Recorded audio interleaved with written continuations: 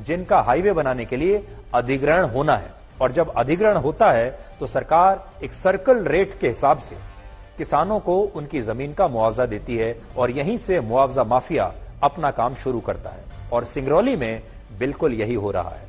तस्वीरें आप देखते जाइएगा साथ साथ। सिंगरौली में जैसे ही मुआवजा माफिया को यह पता चला कि सरकार ने किसानों की जमीनों का अधिग्रहण करने के लिए सर्वे का काम पूरा कर लिया है, तो इस मुआवजा माफिया ने किसानों से संपर्क करके उन्हें यह बताना शुरू किया कि अगर वो अपनी खाली पड़ी जमीनों और खेतों पर कुछ छोटे मोटे नकली मकान बना लेंगे और ये बताएंगे कि हम यहां रहते हैं, तो उन्हें उनकी जमीनों का सरकार से ज्यादा मुआवजा मिलेगा।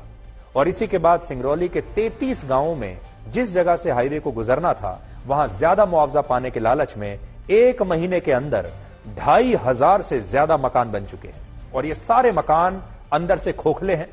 इनमें 4 फीट की चारदीवारी है, ऊपर से टिन का शेड डाला हुआ है। और ये मकान इसलिए बनाए गए हैं ताकि लोगों को सरकार से ज्यादा मुआवजा मिल सके। ये रहने के लिए नहीं बने हैं। रहने के हिसाब से इनमें कोई बिल्डिंग मटेरियल भी नहीं लगाया है। बहुत कमजोर मकान है, रहने के काबिल नहीं।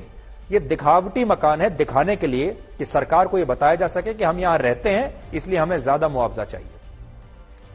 अब देखिए बिजनेस मॉडल क्या है। असल में जब जमीन खाली होती है तो उसका मुआवजा कम मिलता है, और जब उस जमीन पर कोई कंस्ट्रक्शन हो जाता है या कोई मकान या भवन बन जाता है तो उस जमीन का मुआवजा 4 गुना बढ़ जाता है।